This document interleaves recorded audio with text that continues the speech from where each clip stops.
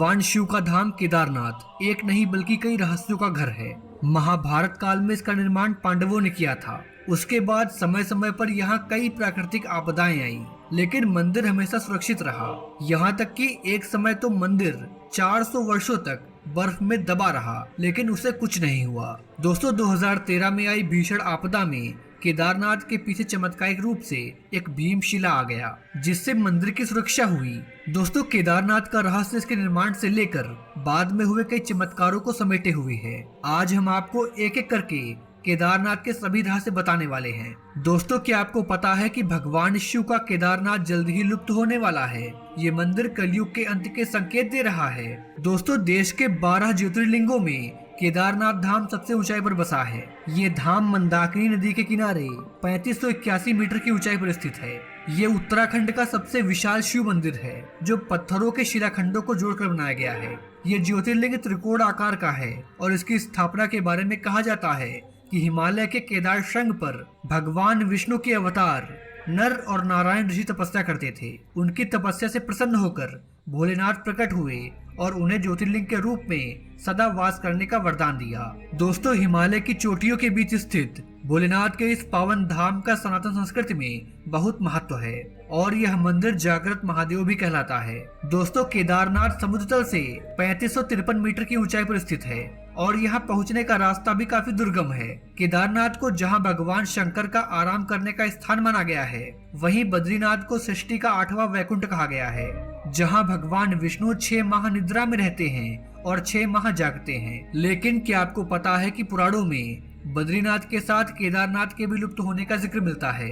दोस्तों पुराणों के अनुसार कलयुग के 5000 वर्ष बीत जाने के बाद पृथ्वी पर पाप का साम्राज्य होगा। कलयुग अपने चरम सीमा पर होगा और तब लोगों की आस्था लोभ, लालच और काम पर आधारित होगी। सच्चे भक्तों की कमी हो जाएगी और ढोंगी और पाखंडी भक्तों और साधुओं का बोलबाला होगा। ढोंगी लोग धर्म की व्याख्या कर समाज को दिशाहीन कर देंगे। तब इसका परिणाम ये होगा कि धरती पर मनुष्यों के पाप धोने वाली गंगा स्वर्ग लौट जाएगी। दोस्तों भारत के 12 ज्योतिर्लिंगों में से एक केदारनाथ धाम हिंदुओं का सबसे महत्वपूर्ण तीर्थ स्थल है। उत्तराखंड के हिमालय में केदारेश्वर ज्योतिर्लिंग का मंदिर लोगों की आस्था का प्रमुख केंद्र है। इस प्रसिद्ध तीर्थ के बारे में कहा जाता है कि यहाँ आने वाले हर मनुष्य को स्वर्ग के समान अनुभूति होती है। लेकिन क्या आपको पता है कि केदारनाथ धाम से जुड़ी कई पौराणिक कथाएं भी प्रचलित हैं। इस मंदिर में कई ऐसे रहस्य हैं जिनके बारे में शायद कोई नहीं जानता। केदारेश्वर मंदिर 400 सालों तक बर्फ में दबा रहा। दोस्तों पुराणों की भविष्यवाणी के अनुसार इस समूचे क्षेत्र के तीर्थ लुप्त हो जाएंगे।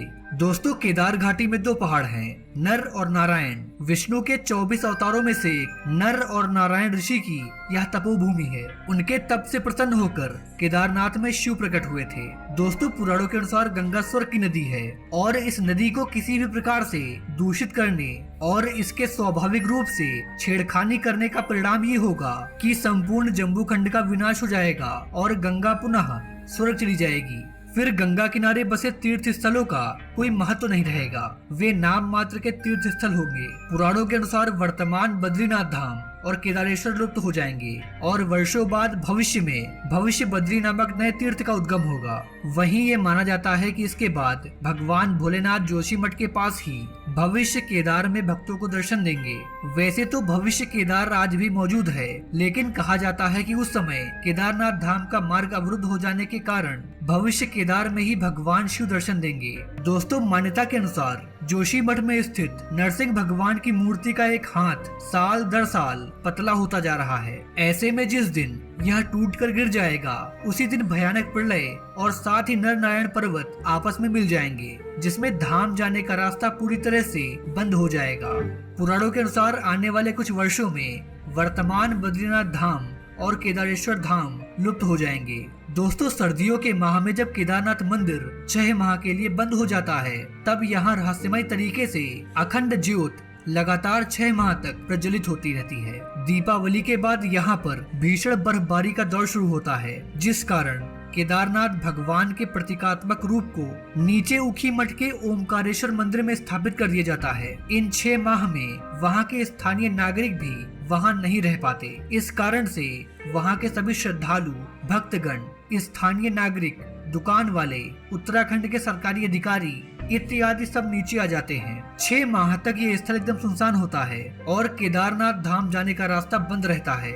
जब मंदिर के पुजारियों के द्वारा 6 माह के बाद केदारनाथ धाम के कपाट खोले जाते हैं, तब भी वो अखंड ज्योति वहाँ पर जल रही होती है। साथ ही ऐसा प्रतीत होता है कि कल ही यहाँ किसी ने पूजा की थी। 6 माह तक मंदिर बंद रहने के पश्चात भी ऐसा प्रतीत होता है कि मंदिर की अच्छे से साफ सफाई की गई है। ये केदारनाथ मंदिर के रहस्यों में सबसे बड़ा रहस्य है। दोस्तों, केदारनाथ मंदिर से लगभग आधा किलोमीटर की दूरी पर प्रसिद्ध भैरवनाथ जी का मंदिर स्थित है। इसे इस क्षेत्र का क्षेत्रपाल भी कहा जाता है, जो इस मंदिर की सुरक्षा करते हैं। दोस्तों, मान्यता है कि जब 6 महीने के लिए ये मंदिर बंद रहता है तो इसकी सुरक्षा भैरवनाथ जी करते हैं। जो भी भक्तगण केदारनाथ मंदिर के दर्शन के लिए आते हैं, उन्हें पहले श्री भैरवनाथ मंदिर के दर्शन करना अनिवार्य होता है, अन्यथा केदारनाथ की यात्रा विफल मानी जाती है। दोस्तों, वर्ष 2013 में उत्तराखंड व केदारनाथ में आई भयंकर त्रासदी के बारे में कौन नहीं जानता होगा। उस समय आसमान में इतनी भयंकर मेघ गर्जना व बारिश हुई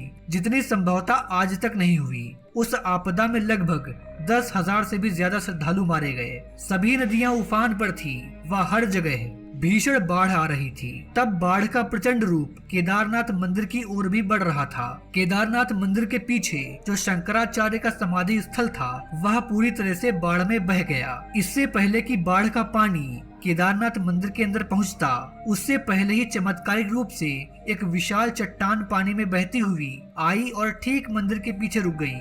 इसी चट्टान से टकराकर पानी का बहाव 2 भागों में बट गया और मंदिर के दोनों ओर से आगे निकल गया। दोस्तों, आज हम इस चट्टान को भीमशिला के नाम से जानते हैं। जो भी केदारनाथ मंदिर के दर्शन के लिए जाता है, वह इस चट्टान की पूजा जरूर करता है। मान्यता है कि स्वयं महादेव ने मंदिर की सुरक्षा के लिए